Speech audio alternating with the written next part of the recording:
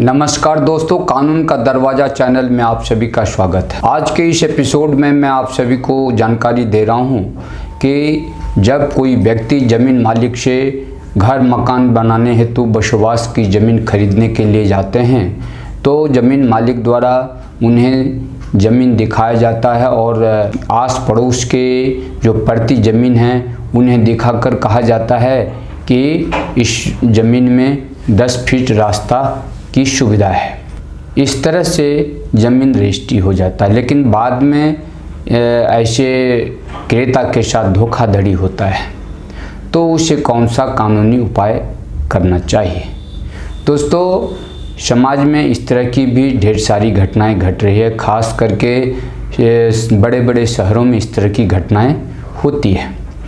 जहाँ की लोगों को जल्दी इस बात का पता नहीं चल सकता है कि उनके साथ धोखा हो रहा है या वह सही ज़मीन खरीद रहे हैं। वह अपने स्तर से काफ़ी छानबीन करते हैं, फिर भी उन्हें सही बातों का अंदाज़ा नहीं मिल पाता है और उनके साथ धोखा हो जाता है। ऐसा इस तरह होता है जब वह ज़मीन मालिक के पास ज़मीन खरीदने के लिए जाते हैं तो आसपास की पड़ोस की जो प्रति ज़मीन होती है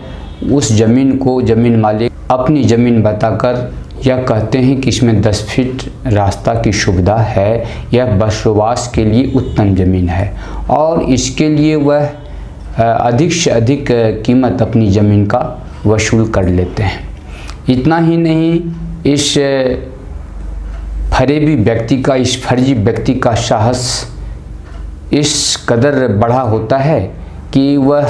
रजिस्ट्री कार्यालय में जो सेल डेट तैयार करता है उसमें भी इस बात का जिक्र कर देता है कि इसमें 10 फीट का रास्ता है और ज़मीन मालिक के साथ ज़मीन बिक्री करके पैसे लेकर के चंपत हो जाता है। ज़मीन मालिक आवश्यकता पड़ने पर कुछ वर्षों बाद जब उस ज़मीन में मकान बनाने के उद्देश्य से जाते हैं तो उन्हें ज्ञात होता है कि इस ज़मीन में किसी प्रकार का आने जाने का कोई रास्ता नहीं है। तो ऐसे पीड़ित व्यक्ति से मैं कहना चाहूँगा कि यदि आप कितना भी हाथ पैर मार लें, कितना भी कोशिश कर लें, परंतु दूसरे भूस्वामी के ज़मीन में रास्ता लेने का जो आपका संघर्ष होगा वह कठिन होगा और इसमें सफलता मिलने की गारंटी काफ़ी दूर होगी, क्योंकि जिस ज़मीन मालिक से आपने ज़मीन खरीदा है उसकी भूमि मुख्य मार्ग से नहीं है। तो ऐसे लोगों को तुरंत उस ज़मीन मालिक से पैसा वसूल करने के लिए ही उपाय करना चाहिए, बल्कि सर्वप्रथम उनके ऊपर धोखाधड़ी का मुकदमा करें। 420, 406, 120 भी आईपीसी का मुकदमा करना चाहिए और ऐसे व्यक्ति के खिलाफ जितने वर्षों से, जितने समय से आपका पैसा व्यर्थ फंसा हुआ है, जो रजिस्ट्री खर्च आपको देना पड़ा, जो परेशानी आपके साथ हुई और जो मुकदमा करने में आपको खर्च पड़ा, इस सब की क्षतिपूर्ति के लिए सक्षम न्यायालय में उनके खिलाफ दावा करना चाहिए।